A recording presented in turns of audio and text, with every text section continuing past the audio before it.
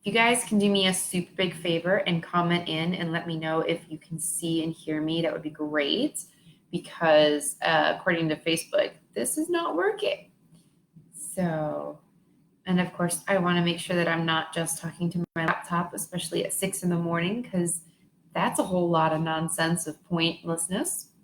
So if you guys can just do me a favor and say hello, tell me good morning, let me know where you're coming in from, because Facebook was being all kinds of goofy this morning. And seeing some hearts. There we go. I think might be all right. Maybe not. I don't know. Facebook is not being friendly today. Let's see.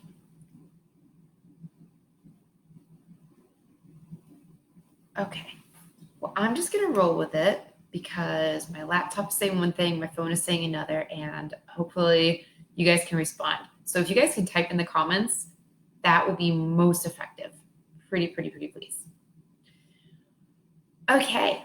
Well, moving along for the sake of moving along and hoping that everything is actually moving along. You are watching Rise and Shine with me, Cassandra Renee, and my coaching practice, I'm a life coach, and I specialize in self-love. I go by Wild Blossom Beacon Coaching. And in yesterday's episode, I talked a little bit about where Wild Blossom Beacon came from. Wild Blossom meaning that when you do the deep personal work, it's like replanting a wild blossom, a wild flower, where the roots run very deep and they run scattered and they're very fragile. Even though the flower might be tough and resilient, the roots can still be somewhat delicate, and you might have to go through very hard, deep rock, and it might not always be easy, and sometimes it might be an avalanche just trying to get down to dig to it, but it is worth it when you can clear away all the clutter and make space for it. So that's where the wild blossom comes from, because I believe that within all of us, there truly is this beautiful quality waiting to emerge and be there and blossom. We just have to dig out all the clutter and pull the weeds. And beacon, like a lighthouse, like a beacon of hope, being that when you do the work and you can start, and it's not a destination. I'm not going to be cliche like, oh, it's in the journey, da, da, da. But, the second you're born, you start to mature. Well, maturation is the path to death. So we're in the process of dying. So we have the choice to exist, or we can choose to live while we're going on to wherever that is. So there is no destination unless you're talking about the final destination, which is death. And no one's really rushing to get there. In that case, as you're going along, enjoy it, savor, be present, be in that moment. And I firmly have the understanding that the whole entire reason, humans are motivated by happiness to some degree, whichever way that shows up for you. And if we are pursuing it actively, or we are avoiding pain and discomfort, and therefore achieving our happiness as a way of, hey, I didn't get yelled at today, yay, we're still motivated by that pleasure center. And that's why we have 5 different neurotransmitters in our brain that are specifically designed to give us boosts of happiness in some way. And to go through life seizing and observing and basking in these moments of pleasure and these happiness, it's really our responsibility to ourselves and to the rest of humanity to project that happiness, that positivity, to be that beacon of what's good, what's possible. Impossible doesn't mean impassable. It's a different letter. Impossible means I'm possible. Nothing is impossible until someone does it. Or I'm sorry, everything is impossible until somebody does it. Therefore, nothing is impossible. So that's where Wild Blossom Beacon comes from, is to find your happiness, some semblance of it. And when you find something that works for you, when you find something that lights you up, beacon, light the rest of the world up.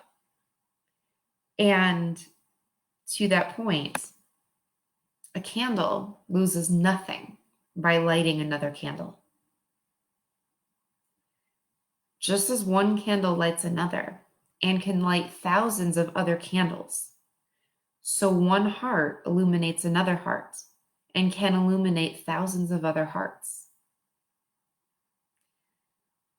James Heller and Leo Tolstoy, two separate quotes, two separate brilliant men, but two quotes I live my life by nonetheless. When we get caught up in scarcity mindset, which is how most of us were raised, there's not enough. I'm not enough. I'm not good enough. I'm not tall enough. I'm not pretty enough. I'm not smart enough. I'm not fast enough. I'm not strong enough. I'm not fill in the blank. Shots of Comparschlager, right? For those of you who are new to me, I'm Cassandra Renee, and Comparschlager is a term from one of my mentors, Marie Forleo, referencing Goldschlager, a sweet cinnamon tasting liqueur that is pretty to look at. So it's tempting, it's clear, and it's got flecks of gold flakes in it. And this was pre-Fireball years ago. And seemed like a really tempting, good idea, right? Just like comparing yourself to other people and other things. Seems like a good idea at the time. And half the time you're not even thinking about it, which is what most good things are, right? You don't even think about it. You just go for it. You just do it. And because it was so sickeningly sweet, you tend to throw it up and feel like crap afterwards, after indulging in it. So that's where the term Comparschlager comes from, because taking shots of comparison is pretty much like taking shots of Goldschlager. Seems like a good idea at the time. Half the time you're not even thinking about it. You're just doing it. And turns out it's really not a very good idea afterwards. So that when you find yourself taking shots of Comparschlager, that tends to lead into shooting on yourself as well. No, I didn't just swear, but if you think I swore, there's a reason it sounds like I swore. I should do this. I should be that. I shouldn't do this. I shouldn't do that. When you're shooting on yourself, you might as well be shitting on yourself or other people, because that's about as much good as it really does. No one likes to constantly be yelled at. No one likes to constantly be told what they're doing wrong. It's like the dog that gets beat all the time. That's not a dog that's running around proud to be a dog, and it's probably not a very good guard dog either. That's a dog that cowers and winces every time you walk by. That's kind of the internal reaction you're having to somebody who's been shooting on you. And if you are the person who's been shooting on yourself, which, let's face it, most all of us are our own worst enemies with all the natter. I'm throwing a lot of terms at you this morning. With all the natter, the negative chatter, not natter like my friend Natter Sharif, but N-A-T-T-E-R as opposed to N-A-D-E-R. When you're talking all that crap, no wonder you don't like yourself. I don't want to be around somebody who's shitting all over me. So yeah, I'm not going to want to spend any alone time with myself if I'm shitting all over myself. And to that point, if you're someone who shits all over yourself, if you have a lot of natter, chances are you're also probably somebody who doesn't really meditate. or finds it difficult to meditate. Again, not surprised. Do you really want to spend a whole lot more alone time than you have to with somebody who's like, you're not good enough, you suck at meditating. See, you can't even sit here with your thoughts alone by yourself. You can't even do this, the simplest things of tasks. You might as well not even breathe. I'm surprised you can do that. The good news is not every meditation requires monastic meditation where you're just clearing your mind. Wasn't planning on getting into meditation this morning, but we can go there if you guys want. Type in, let me know. By the way, shout out to Kathy, Stephen, and Christina for tuning in this morning. Thanks for being here, guys. Facebook lets me know when my Facebook pals are watching, I guess, or if people have, I don't know if it's because I'm tuning in on my phone as well as my laptop, and Live Producer doesn't show me who's watching unless you comment in. But on my phone, I think it shows me if it's some of people that I'm connected with on Facebook. I think that's how this works. So apologies to anyone I'm not shouting out to. If you are watching, it's because I don't necessarily know you personally, I think. So please feel free to type in and let me know that you're watching so I can say hello to you and be introduced to you. So going on the topic of meditation, there are so many ways that you can meditate, and it's just a matter of finding what's right for you. I teach four actually, types of meditations, and technically I have access to teach more than that, but in my 90-day program, I offer 4 bonus meditations that just come along with it, just 4 meditations that I recorded, and they're just ways to get you started with meditating. You don't have to actually sit there and hum, or chant a mantra or anything like that. Although, are those ways that you can do it? Absolutely. I switch it up all the time. I have, like, on the weekends, I actually have an app that I go to and I listen to guided meditations. I've been meditating consistently almost every single morning for about 5.5 years. And I still almost prefer guided meditations. I only started to actually meditate on my own in silence with a mantra a couple of months ago. So it took me a long time to get to that point. And even then, it's not about just keeping your mind silent. And that's why I like guided meditations, because you find one that works for you. You find a soothing voice. You find sometimes you get taken on a journey and you just follow along. You follow along the story. You put yourself in the story. And so it's just kind of taking yourself in your head, out of your head. The one that has worked the most for me was one called the 6-phase meditation. And you can Google that. It's on YouTube. The original version, though, is not on YouTube anymore. You have to actually be a member of the organization that put that out. And it's still only available if you purchase the book. I had to like do some diving and research, because the man who put this out, he actually reformatted it and put some binaural beats to it. And I like binaural beats, do not like the ones that he put along with this. And he just pulled everything from all over YouTube, all over everywhere. So the original one, both without the binaural beats and with the original verbiage, is only found in one place. And I had to go grab it and download it. So what I actually did is I took that, because it goes through 6 different phases where you're focusing on 6 different things. And I guess I'll run through that for you real quickly so you can go through that. And if you have any other questions on it, please reach out to me and I'm happy to go over it with you. What I've actually done with that since becoming a coach myself is I've taken it and I've expanded it to the 8-state meditation.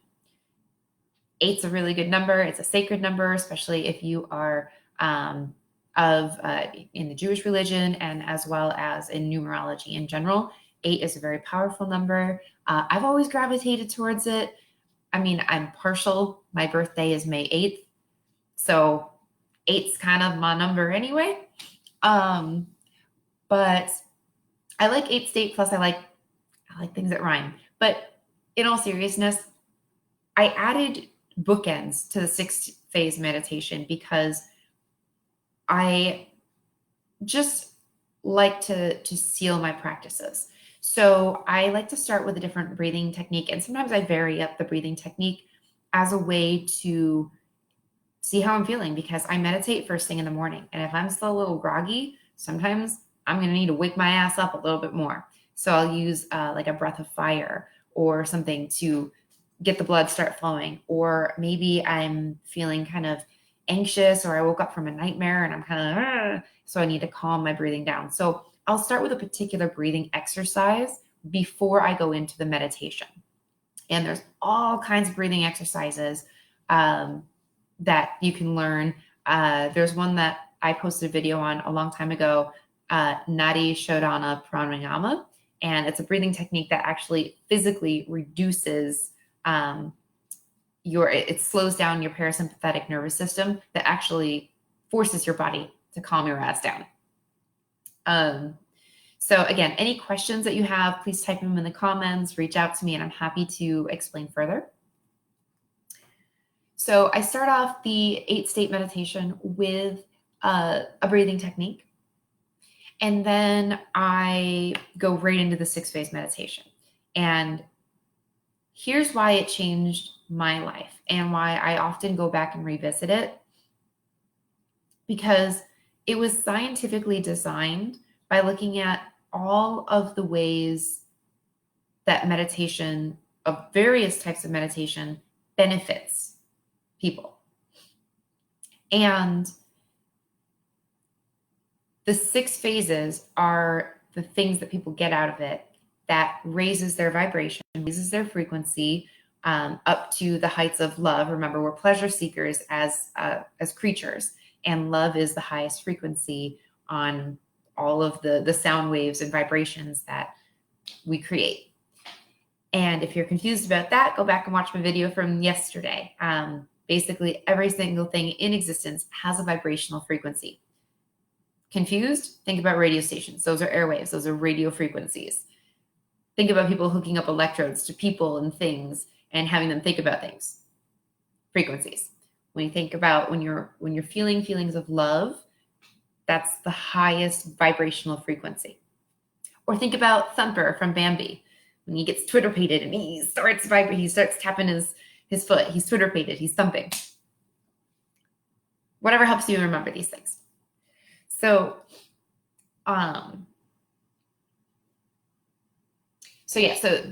6-phase meditation was actually designed to get you to the optimal alpha or beta or delta, actually.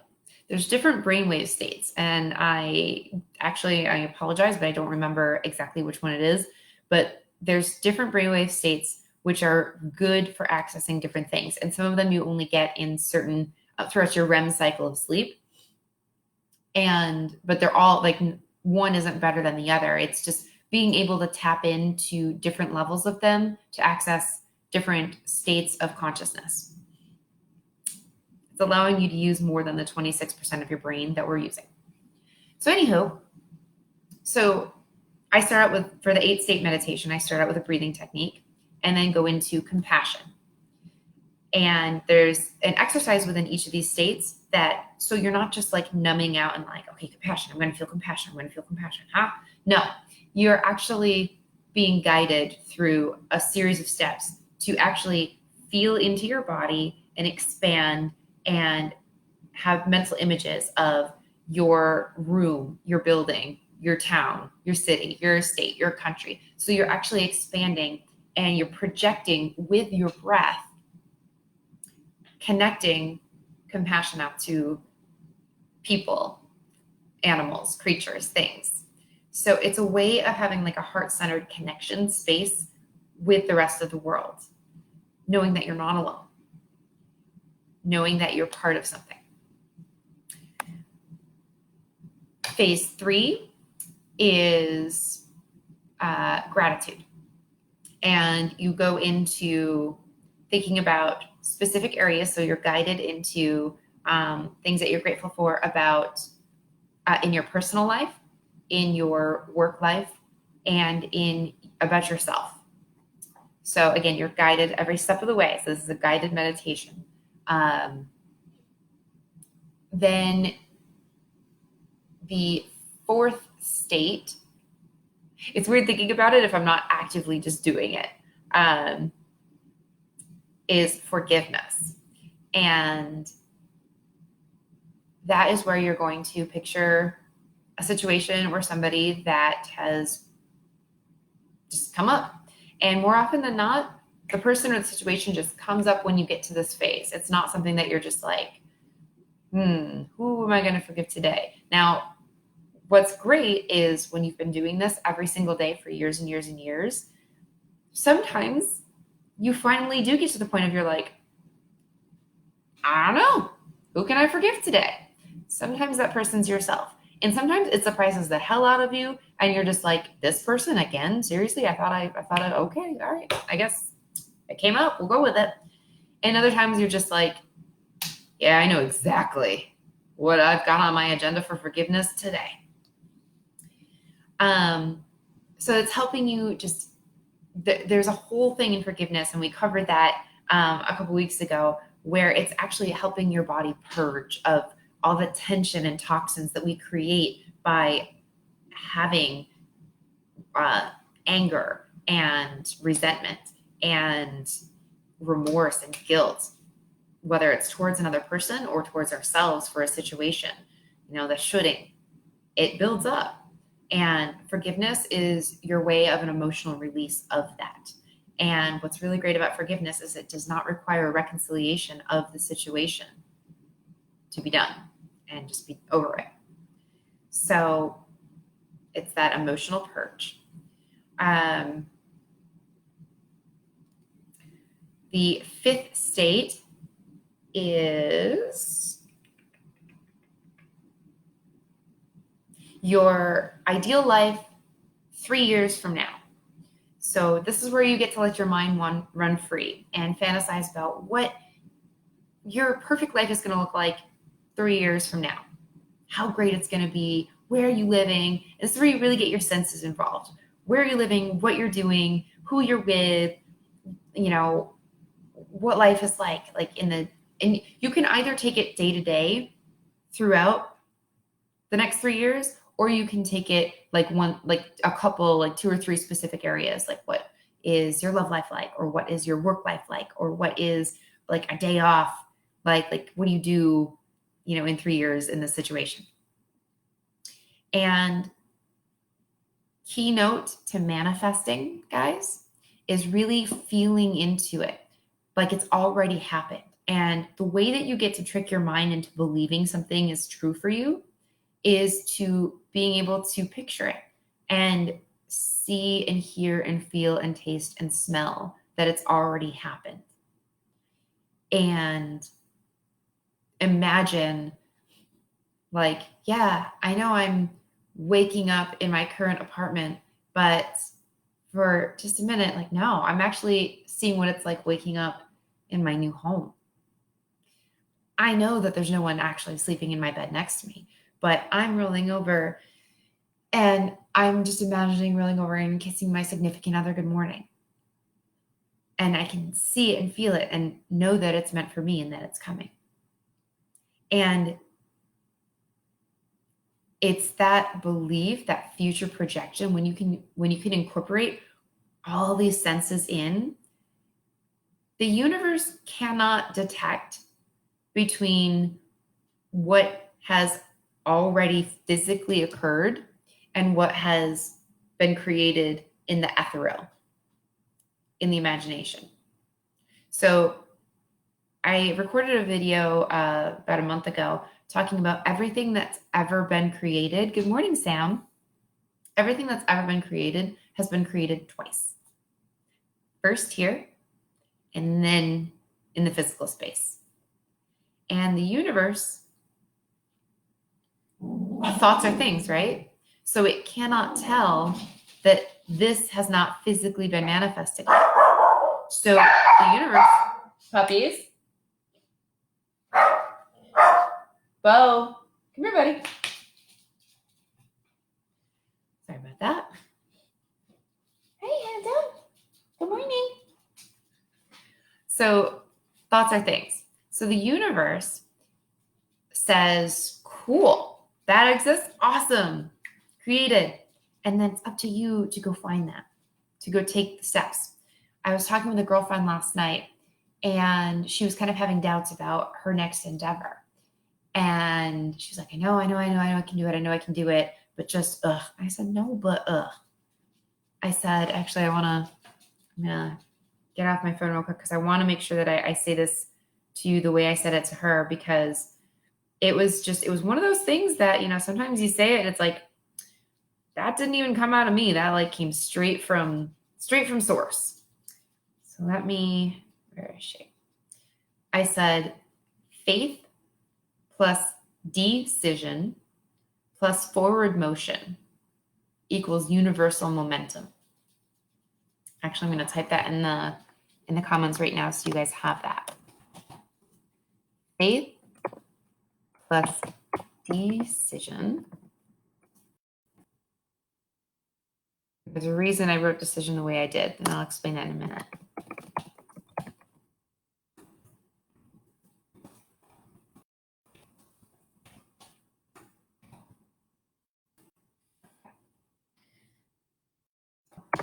Get to that. Yeah, that was a download straight from source when I said it. It wasn't something that I've talked about for years. It wasn't something that I read in a book. I wrote it. So I'll come back to that. So I pinned that comment. So that's why picturing your ideal day 3 years from now is so, so, so important to do when you're manifesting anything. And that's why it's crucial to this 8-state meditation, because again, the 8-state meditation was scientifically designed. Well, the 6-phase meditation was scientifically designed. The 8-state just added some bookends that I like. But it was scientifically designed to help you access the best portions and the best aspects of meditation to make it optimally designed for your benefit and in the most concise amount of time, unlike the amount of time I'm taking to explain it. And picturing your ideal day, I'm sure that there's some particular reason. 3 years is a reasonable time it's not too far in the future where it's like that can never happen, but at the same time, it's not, too close that you're like, yeah, these big dreams can totally not happen in 3 years. Like it's a reasonable amount of time for magic to happen on a really big scale. So that's why it's 3 years and not 5 or 1 or something like that. And any successful athlete, actor, actress, entrepreneur, well, many entrepreneurs, not all, but they will tell you that visualization is a major part of the manifestation process. Now, that's not to say you can just sit around daydreaming about what your life is going to be like and it's going to happen. And that's where that equation comes in that I will get to when I'm done explaining all this. So then where am I now? 6th state in the 8-state meditation is to now picture your perfect day. So we just pictured your ideal day 3 years from now. Now let's come back into the current reality. And how is your day today? This is partially why meditation is so good early in the morning. Plan your day out. Prepare you, prime. It's like you're putting on your battle armor to go into the day. Only I hope you don't look at going into the day like that unless you actually are a soldier. So now you're coming back into reality. It's like, okay, I've already just daydreamed what I'd like my ideal life to be like. How do I go about creating that today? And you go through your day. Now you're like, all right, well, I've got to do this, this, and this. Like, these are all the things that have to get done today. and you're picturing them going as perfectly as possible. Because what do? We wake up and what have I got going on today? Ugh, great. And we just automatically start thinking of how it's not going to be good. Like, oh, well, I've got this conversation I have to have, and I've got this, and this is not going to be fun and great. Side note, anytime you find yourself feeling like, oh, I have to do this, I get to. That's like the antidote for feeling sluggish and not really excited about things that you have to do. I'll be honest, I love our morning talks. I love getting to be here for you and to serve you. But there are some times, guys, I would like to just sleep in, especially since it's quarantine and I don't have to be doing this. And there are some times that I roll over and I'm just like, I don't want to get up right now. I want to do this, but I don't want to do this at 6 a.m. And then I straighten out my crown and I say, I get to do this. I get to show up for my other early morning risers. And I get to start my day early so I have the rest of the day available for me. So whenever you feel like you don't want to do something, I get to. It's not putting on rose-colored glasses. It's not putting your head in the clouds. What it is it's reminding you of how fortunate you really are. Just like gratitude. Yeah, okay. You've got running water. You're able to watch this video. You are more fortunate than, not just because it's me, but you are more fortunate than most of the other people on the planet because you have access, because being able to watch this video means you have access to internet. You have access to pieces of technology to access the internet. You have access probably to running water, clean running water, drinking water, indoor plumbing, food, abundant food at your disposal, as opposed to waiting for it to arrive to be given to you. Now, I'm not trying to strip this down, but sometimes that shift in perspective, as grave as it can be, might be needed depending upon where you are right now. And other times, maybe that's a little extreme. Point is, when you start feeling kind of meh about your situation, I get to helps turn it around so that you can use this forward motion to turn it into a situation that can build on that. So it's not a situation you're stuck in. So anywho, going back to your perfect day, as of the day that you've got going on, picture everything going on exactly as would be great. Exactly, even if it's a difficult conversation that you don't want to have to do, I get to have this conversation that will then do this. And picture it going as easy as possible. Picture it going quickly, and the other person, instead of blowing up like you think they might, maybe they're just like, oh, wow, I really appreciate you saying this. Thank you. And watch, the more you do this practice, watch how things all of a sudden start to just bend that way. They tend to just go. That's where you start to see people being, oh, they're always so lucky. People always see, everything always seems to go your way. Law of attraction, nature, the moon flowing, or the ocean waves flowing with the moon, the tidal waves, it's all connected. There is no coincidence. You really do have that power. You just have to exercise it. It's just a muscle we haven't been trained to use.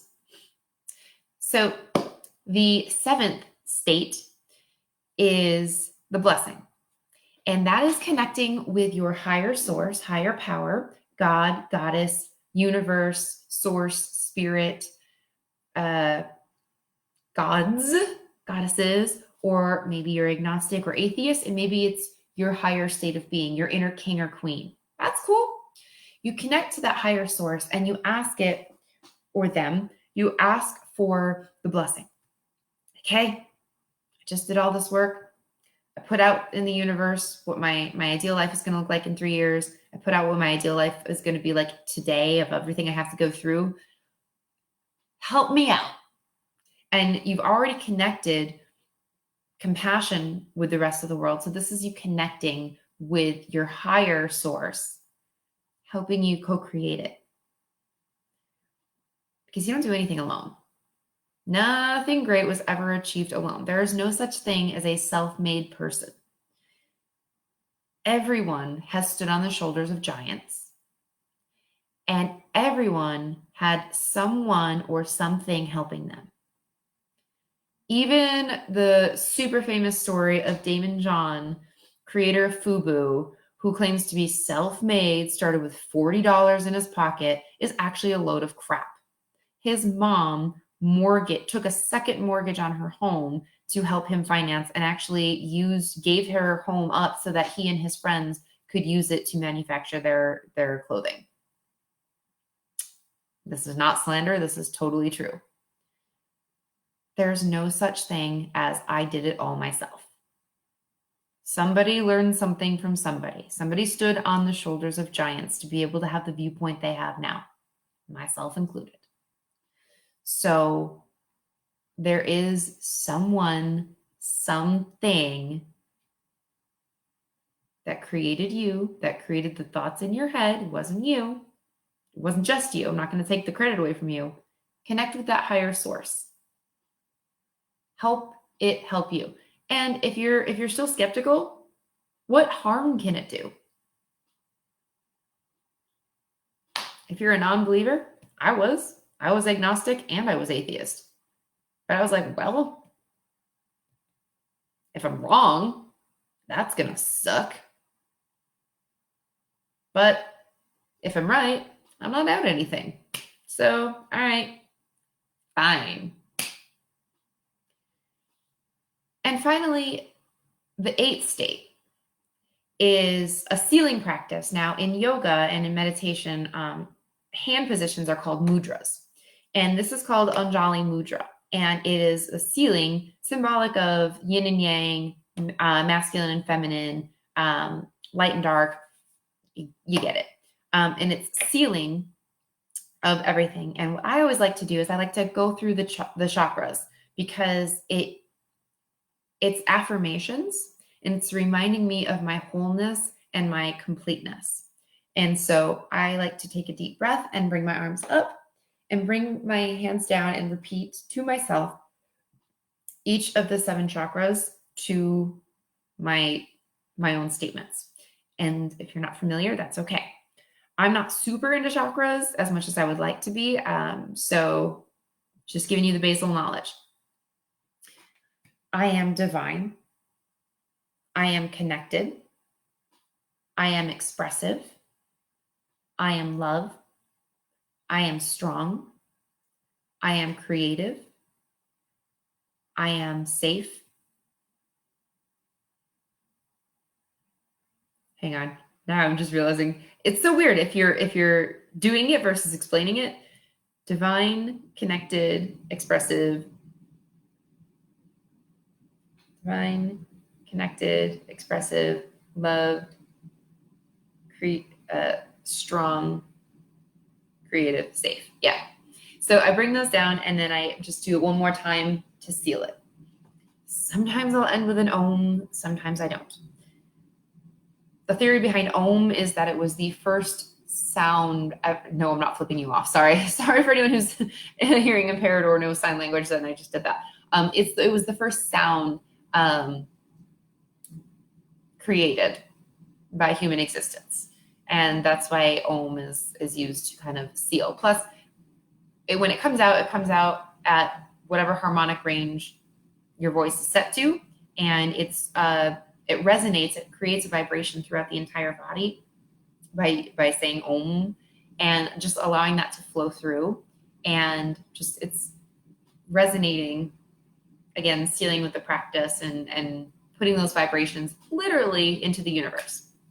So anyway, that's a breakdown of the 8-state meditation that I do that has helped me.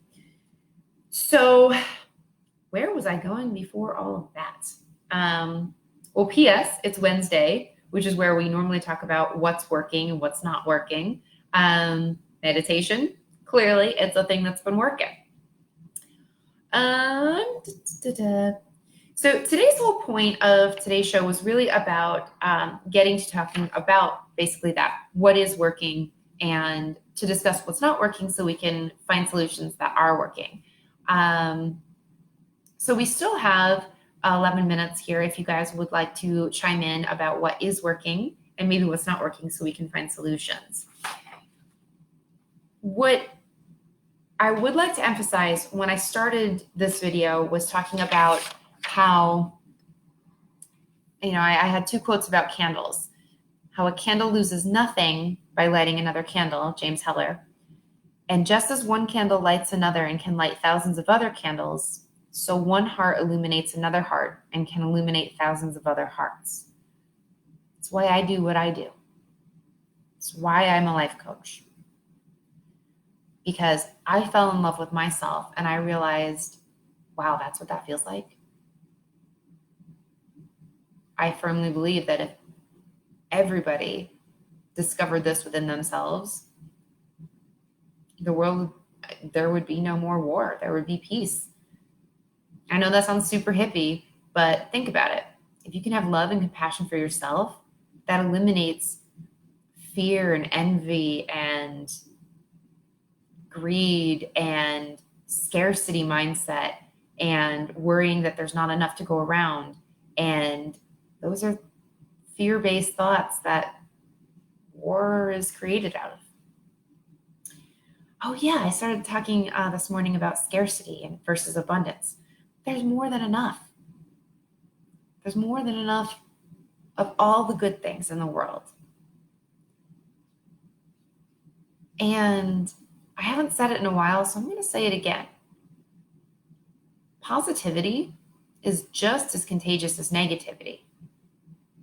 Negativity just has a higher positivity just has a higher boiling point. Yeah, negativity is all over the place, everywhere. In fact, we use it as a way to connect and make friends. We complain about something randomly when we're out someplace, and that's where we're bonding and connecting with another human. And yet we find it strange if somebody says something nice and compliments somebody or does something nice for somebody. And we tend to just keep that to ourselves. We don't bond with somebody unless it's like something super, super, super sweet. And then we're like, aw.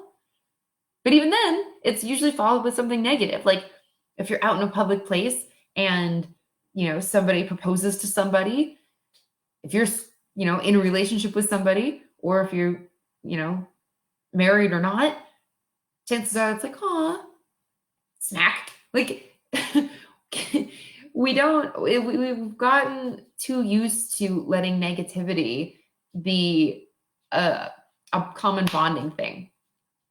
Positivity can be positivity can be way more beneficial and way more linking. It's just, you have to choose it. You have to act. It's an active choice. Negativity is just an easier, accessible choice. It's like potato chips.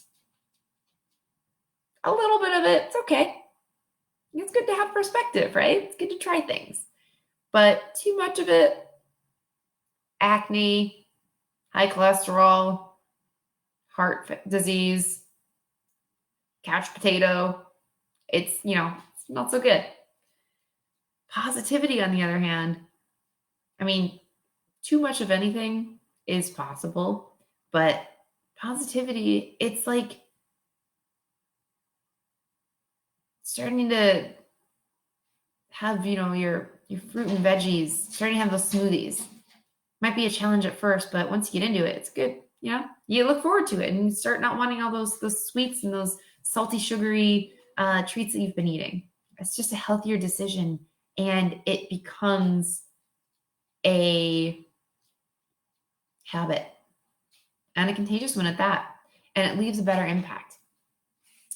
So let's see. Going with the abundance mindset versus scarcity mindset. Scarcity mindset is what holds us back. When we think that there's not enough this, not enough that, and that's where we divert into negativity.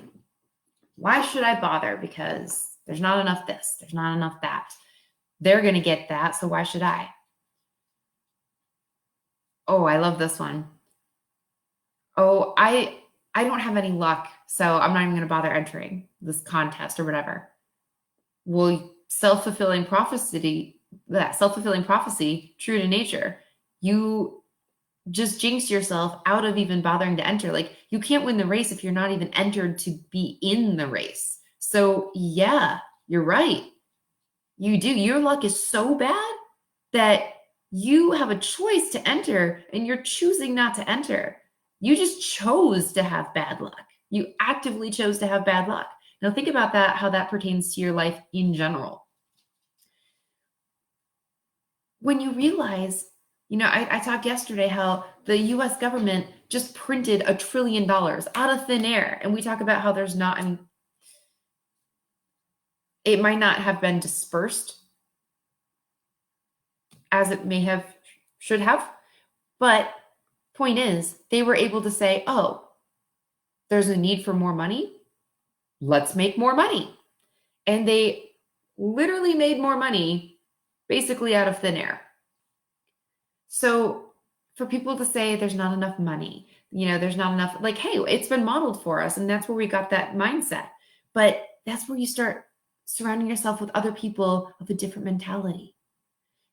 That's where you start saying, okay, well, where are the people that have money? Where are the people that are successful in this area of their lives? Relationships, friendships, business, whatever it is that you feel that you are inadequate or lacking in. Who are the people who are doing well in that? Surround yourself with those people, because that will help shift your mindset from negativity to positivity in that line of thinking, to show you that it is abundant. It's not scarce.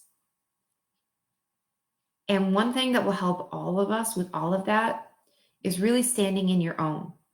I talked a couple weeks ago about joy, Joy. Just own it. Declare what's working for you. Declare what isn't working for you.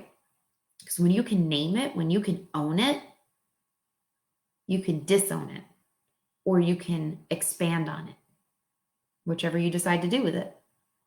But the more you deny it and you bury it and pretend it doesn't exist, it's more like a toxin that you're just burying down in those roots that's poisoning you from the inside out. It's not doing anybody any bit of good. Own it. And own your successes. I listen to a lot